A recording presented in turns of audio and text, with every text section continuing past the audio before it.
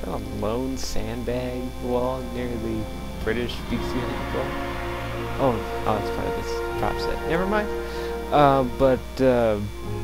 I'll quickly just make an overview of my British player. Well, he certainly has a lot of fuel in reserve, but that's mostly due to the fact that he was an infantry doctrine. You kind of put emplacements in odd spots where they couldn't be defended, especially like AT weapons when it's clear from the get-go that you're not really facing a tank-heavy force. But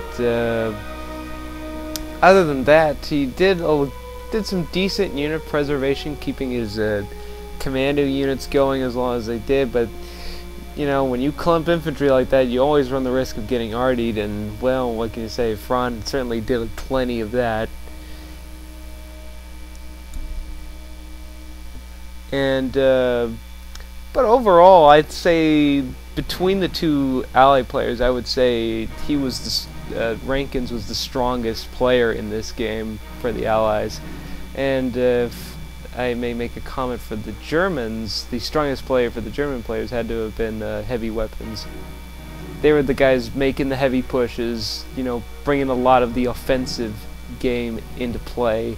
And the other two players, like Fron and nowwhat, were mostly like supports to those two guys.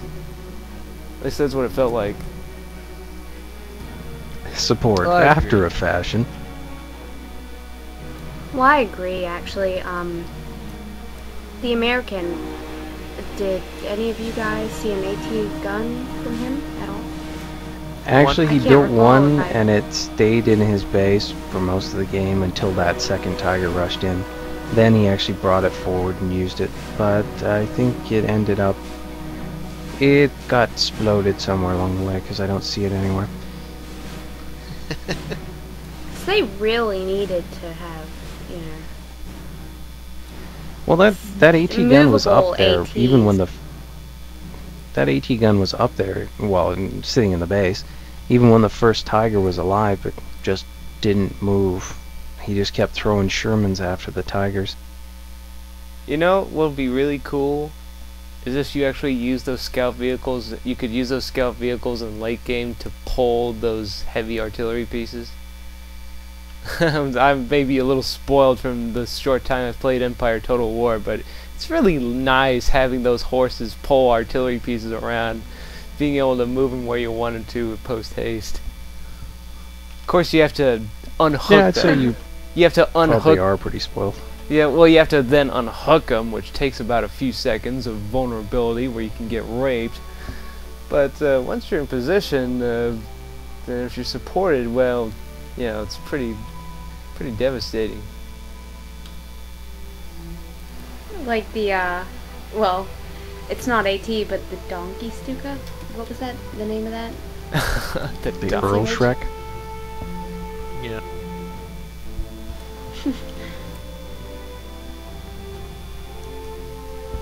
Yeah. Now, Tongue Donkey? The onion I think- donkey.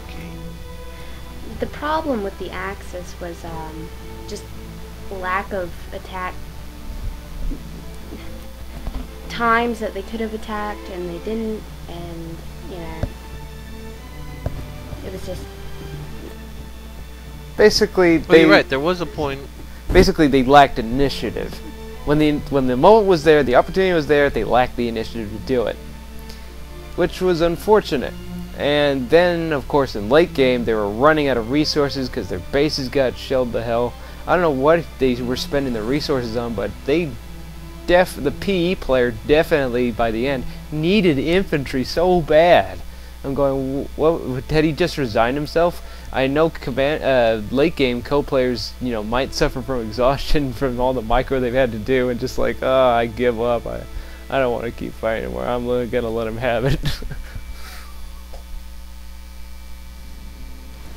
But it seems like, I don't know, I've played many games where my base was down, completely destroyed, but I come back and end up winning.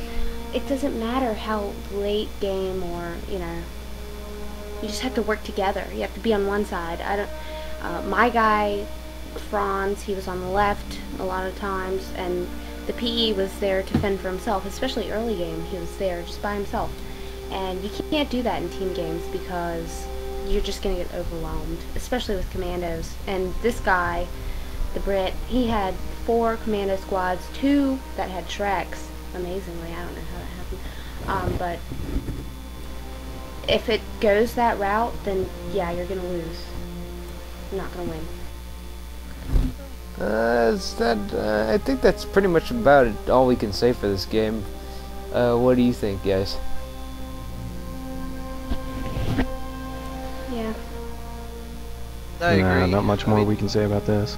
There isn't much more. I mean, there was the only gripe I could probably pull out this last point is that at one point the Germans had more than enough to overwhelm the Allies and just take the field, but they never, like I said, HellFox, they lacked the initiative to do it. So other than that, that's pretty much it. Well, it's true they don't have the benefit of playing without the fog of war on, but if you're keeping track of what the enemy has on the field, what you're destroying, and what you got left, you should know, or at least have an instinct, when it might be time to go in and go for the kill. Yep, that's called momentum. And you know momentum's in your favor. You know you have to keep going with it. Otherwise, if you lose momentum, then that gives them a chance to get momentum back.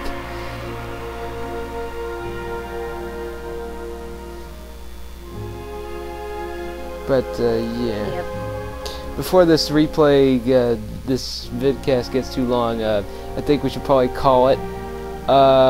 So, good games to all players involved. We'll have another vidcast next week, I'm pretty sure.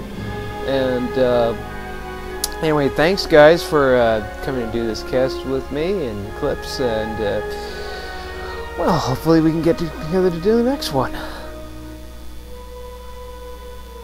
Looking forward to it. Awesome. Sure. Alright folks, this is HellFox and Greatness and Jack Cole and Eklipse signing out. Good night everybody. Night. Bye. See you later.